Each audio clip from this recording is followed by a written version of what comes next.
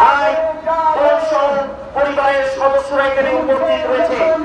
তারা একটি দাবি করেছে, ঈদের আগে তারা তাদের স্বজনদের সাথে কথা বলতে চায় এবং এখানে যদি প্রফেসর ডক্টর ইউনূস নোবেল বিজয়ী, যিনি বাংলাদেশের বর্তমানে প্রধান উপদেষ্টা, তিনি যদি একটি ফোন করেন সৌদি বাদশার কাছে, আমরা বিশ্বাস করি তার মুক্তি সময়ের ব্যাপার।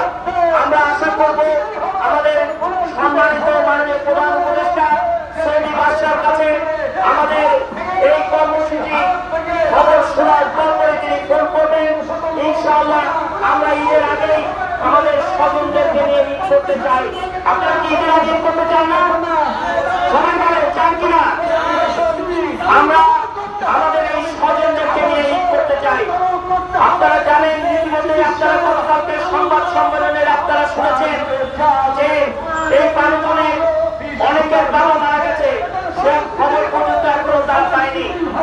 অনেকে তার স্ত্রী নতুন সন্তান প্রসব করেছে, সেই সন্তানের মুখও তারা দেখেনি। একদিকে কান্না, একদিকে আনন্দ, কোনো কিছুই তারা জানে না। আজকে কারাগারে